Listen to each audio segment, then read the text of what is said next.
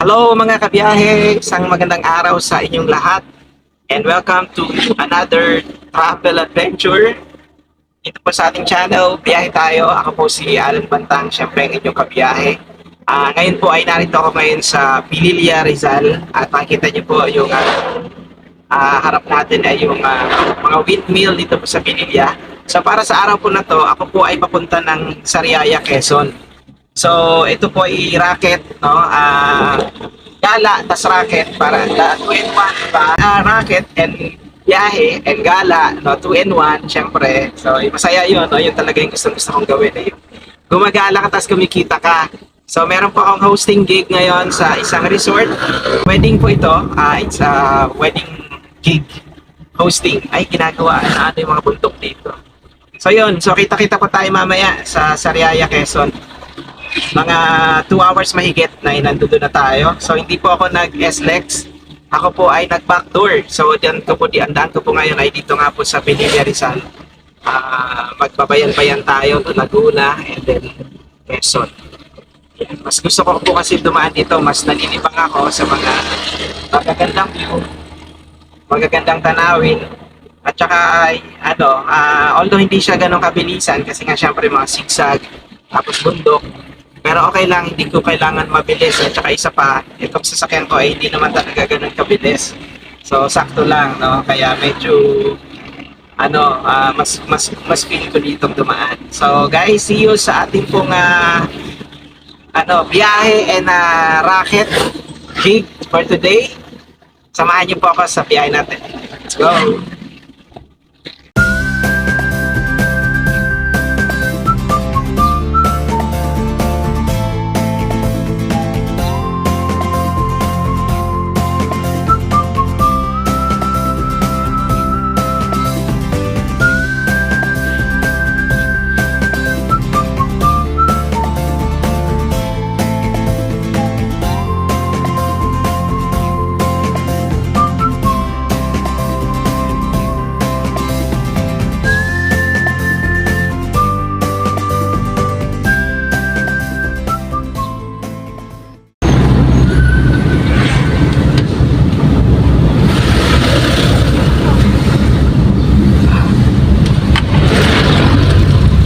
guys.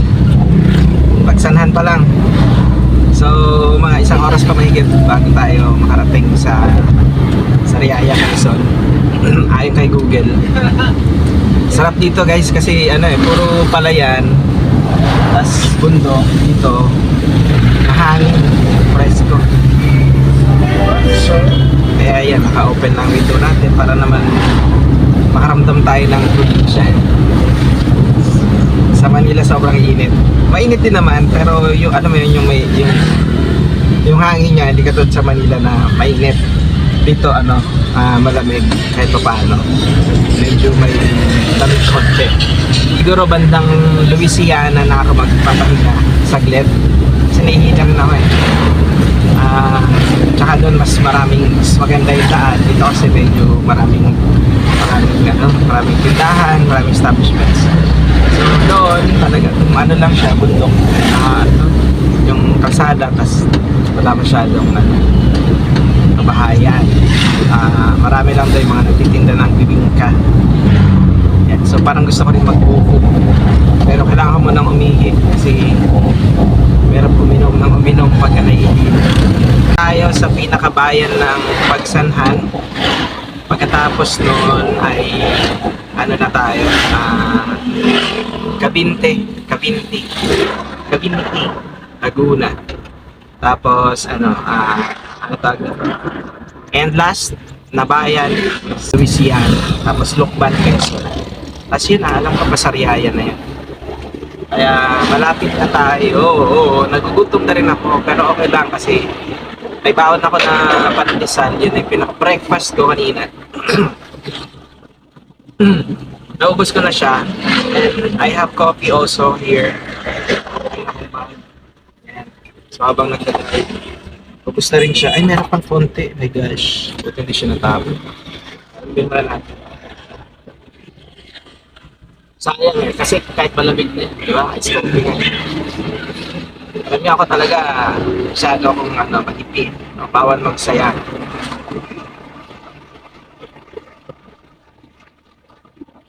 Alright, coffee sa tanghaling tapat. It's 11:52, 11:54.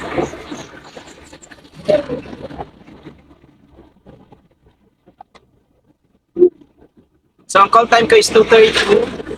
Ang ETA ay mga 1:10 mga ganun. So maaga pa, may time pa ako para magpahinga, magbihis, mag-refresh ng sarili bago tayo sumabak sa ating hosting.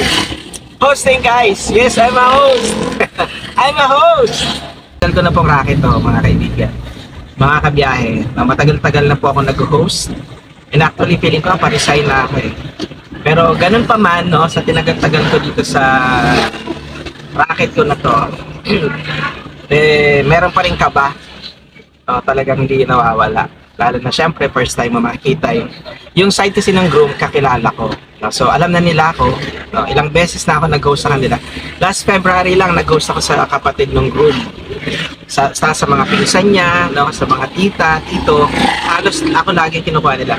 Pero ito sa side ng babae, hindi pa sila na-meet. Na-meet ko din yung girl, si bride. One time lang din nung wedding yun nga, sister ng groom na yun. So, that's the only time I met her. Tapos yun. Tapos eto na, sa wedding na nila. So, exciting. And I'm so happy to be once again part of this special event sa family nila. And it's really an honor for me na talagang patuloy po sila na nagtitiwala sa akin. So, ito na po yung nasa na tayo. What we call this. Ayan. So, ito na. So, packet na tayo nito ng Cabinte. So, nadaanan natin yung magandang tulay. Para siyang plaza. Para siyang Jones Bridge sa Manila. Ewan ko lang kita. Hindi ata. Alright. So, anyway, ayun. Kumulim-lim. Masyadong madaldal, guys. So, marami akong kwento sa totoo lang. Tapos, pagkatapos nito, so Pagsanhan, then Cabinte. So sa Cabinte naman guys, ang sa Cabinte sikat naman sa mga lakes, yung mga lawak nila. So wala pa ako masyadong exploration na ginawa. Wow, kala ko talaga explorer. Wala pa masyadong exploration na nagawa. sa Cavite. So gusto ko rin siyang ma-discover, gusto ko rin malaman and ma-experience car camping, di ba? Camping. Yun naman ang gusto natin mangyari. So guys, sana supportahan niyo po ang aking channel, YouTube channel. Meron din po tayo sa Facebook, sa TikTok. Para naman kumita na tayo. Para ito na yung pagkakitaan natin, guys. Ito, sobrang love na love ko talaga ito. Bakit? Mag-travel. Pero syempre, pag nag-travel ka lang nang walang balik, di ba magastos ka lang ng auto masaya? Ang problema nga, wala nga tayong panggastos.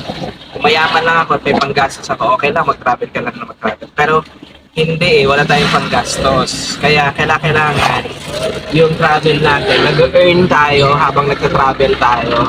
Kumikita tayo habang nagta-travel. And sa tingin ko, ito yung way na yon. Or kung may iba pa siguro ng trabaho, papatosin ko talaga. Yung magta-travel ka, tapos suswelduhan ka. So, yun. So, sa tingin ko dito yun sa pag-vlog, kikita tayo. Yun ay depende nga kung papanoorin niyo yung mga video na. So, guys, pasensya na. Sa ngayon, nagsisimula pa lang talaga. Hindi pa ganun ka-quality yung mga video natin. Cellphone pa lang po yung ito na camera. Wala pa tayong GoPro or action cam. Pero yon pinapangarap ko na yun, guys. So, pag-iipunan ko talaga yun ngayon. Sisikapin ko na magkaroon. Tapos drone, syempre, katulad ng mga ganitong mga lugar. Ang sarap magpalipad ng drone dito kumuha ng mga aerial footage, no? Kasi sobrang daming puno. Ang gaganda ng mga tanawin, ang ganda ng mga kalsada. So, yun yung mga gusto kong ipakita sa inyo. Pero, syempre, limited pa lang yung ating mga recording devices. Yan, cellphone pa nga lang. So, tapos itong cellphone pa na to, ginagamit ko pa for navigation. So, talagang tsaga-tsaga lang muna tayo, guys. So, kaya wala pa tayo masyadong mga magagandang high quality, high resolution ng mga video. Ayun welcome to Barangay Anglas. So, meron dito mga cave, guys, na mga campsite, guys, na napapanood ko sa mga vlog na gusto ko puntahan yun sa Cavite. Pero sa matter time, guys, kasi kailangan na natin mag-ipon. Kailangan natin mag-ipon kasi marami tayong mga babayaran, guys. Kaya ganito muna tayo, guys, mga kabiyahe. Ganito muna tayo. Okay. So, kailangan na ako nag-tricycle na ito. Ano ba? Kasi puro curve, baka ma-blind spot tayo. Ito yung Hana's View Deck. Ay, hindi. Ano yun? Sabi ko isa. Ayan, nagsihaan yata sila or kumakain. Yo! Sobrang sarap dumaan dito, guys. I really love this place. Shaky. Kasi meron din mga part na naputput na yung kanyang espanto. Welcome to Luciana, guys. Ayan, maraming mga nagtitinda ng bibingka. Gusto ko sana bumili, kaya lang 300. Mag-isa lang naman ako kasi yung isa na yun, ay hindi, pwede ko palang iuwi, sige, I will buy. Guys, sobrang init yung espalto, natutunaw. Kaya kanina tumutunog yung gulong, yung pala dumidikit yung espalto. So habang umaandar, may kakaibang tunog. Takot ako, ikala ko nangyari. Sobrang init. So, dito guys sa Luciana, merong isang magandang falls dito, yung Hulugan Falls. Actually, dalawang falls na yun. Yung Aliw Falls. Aliw, tama ba Aliw? Yan. Ganda yung tricycle niya. Magenta. Magenta ba yan? Purple. Pink. I don't know. Mga bibingkahan.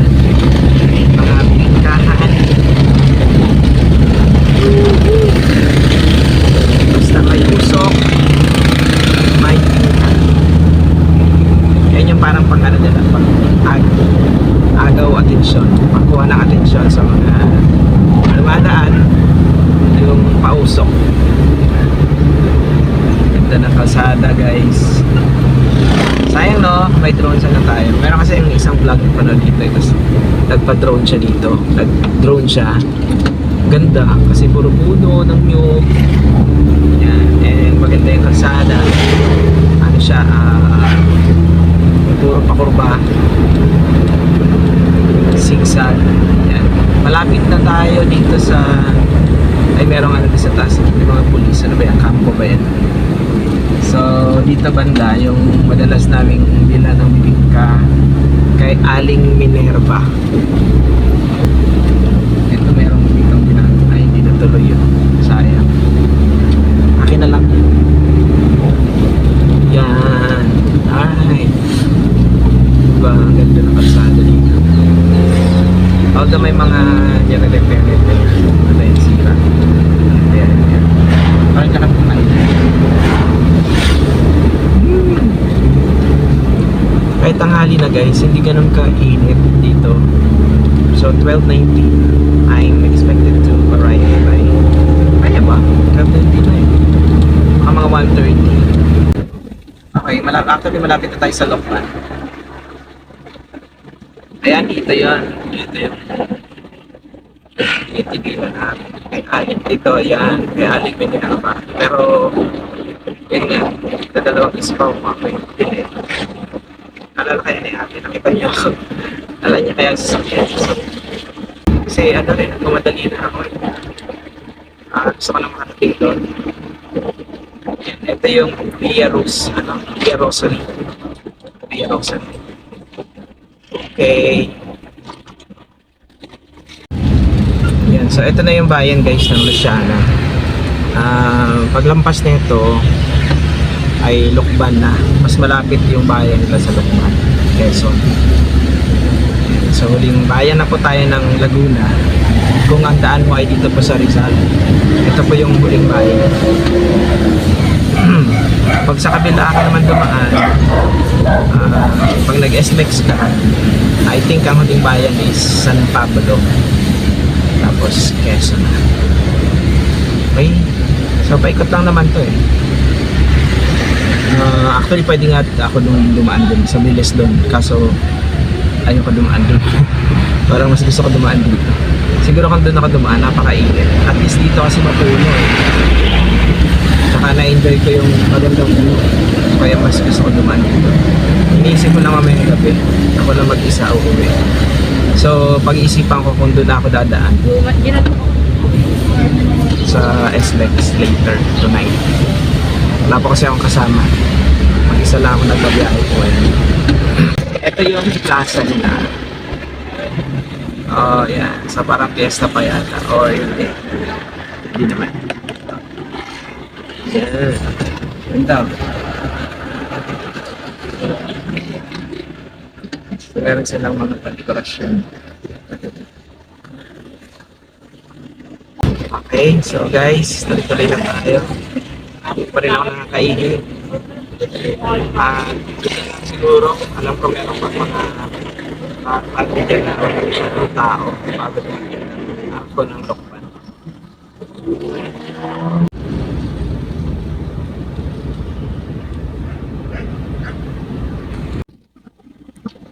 Ayan guys, so yung nakikita ninyo na bundok na yan, ang taas no, I think yan yung Mount Banahaw. Yan, Mount Banahaw guys, ang ganda. So may mga napaka-rich ng bundok na yan sa tubig. Kaya daming falls no, na nakakonect dyan. Daming ilog at sobrang lamig ng tubig po dyan. Yan po yung Mount Banahaw. We are now entering Quezon Province. So ito na po yung arko ng Lokban, Quezon. So ito yung bago, hindi pa nalalagay yung pangalan. Ayun naman po yung luma o yung pala nasa baba. Yan yung dating arko. Ito, yan, nasa left side. So pinalitan na siya ng bago. Ayun yung Mount Banahaw. So welcome to Quezon Province guys. So malapit na tayo sa ating destination. Nasa Lokban na tayo ngayon.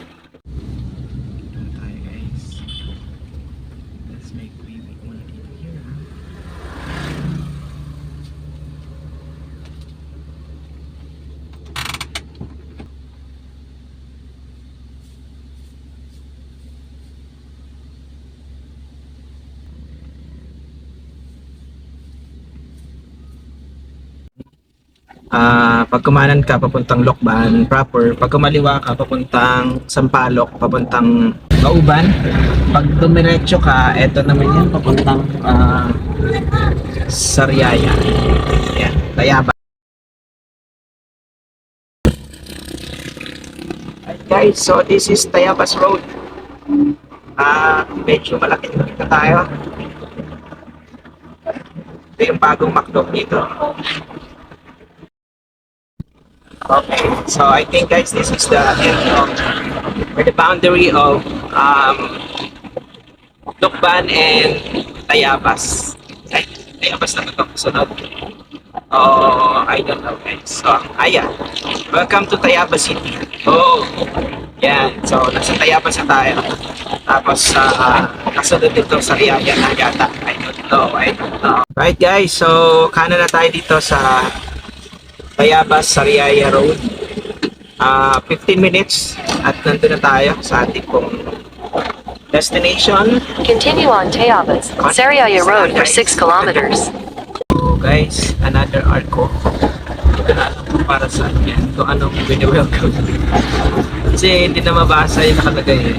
Pero siguro umasa man tayo ng Sariaya. Siguro lang, not sure. Kasi first time ko dito. Last March ay nandito ko pero sa Pagbilaw.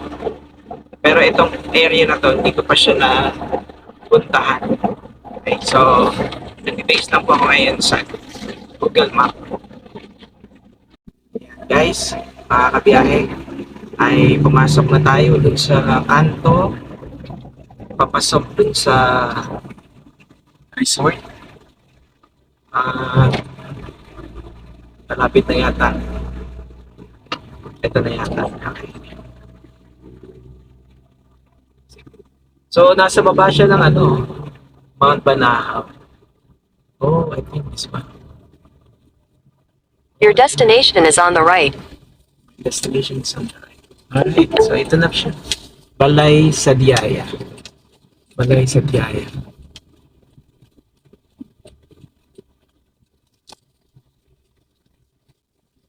We have just arrived at Balay Sadiaya.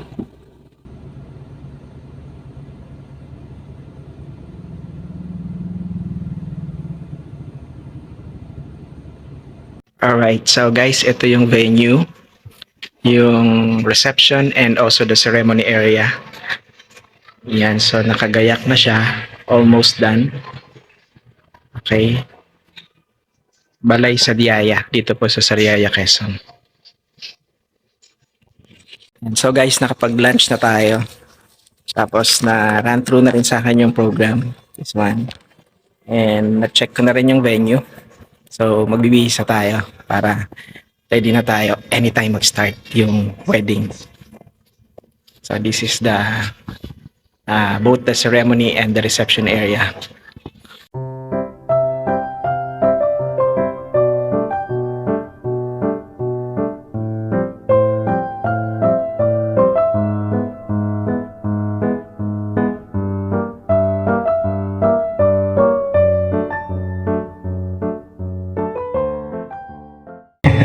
Ready na ako guys, so handa na po ang inyong lingkod na mag-host ngayong hapon dito po sa Sariaya, Quezon. Ikaw at ako, pinag-isa, tayong dalawa'y may kanya-kanya sa isa't isa, tayo ay sumasandan. Maaari ko ba pong tawagin na tanggalin yung mga belo at kordoawan hanggat kaya abutin sa pangambay di pa aalipin. Basta't ikaw, ako, tayo magpakailanman.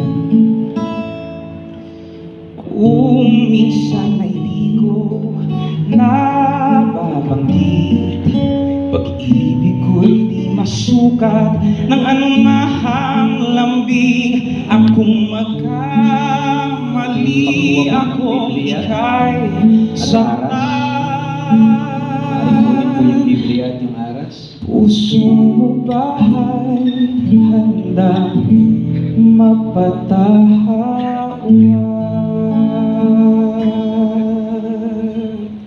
So this will be our last group. Enjoy your dinner, everyone. Bon appetit. We'll be back for the second part of the program. We have some trivia games.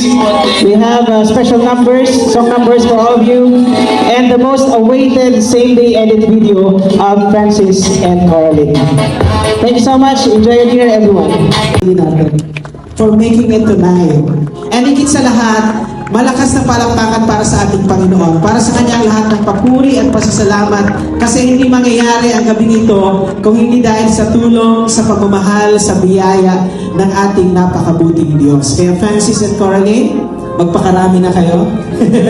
Excited na kami. Tapos na ang kasal. The wedding has ended, pero yung buhay mag-asawa ay magsisimula pa lang. So enjoy nyo lang. Nandiyan ang Panginoon para tulungan kayo. Mahal na kayo. So once again, my name is Alan Bantang. So before we end this program, ay magka-close po tayo sa isang panalangin. Magsitayo po tayong lahat. Iwanag naman sana kung merong street lights. Pero may part talaga na wala, as in sobrang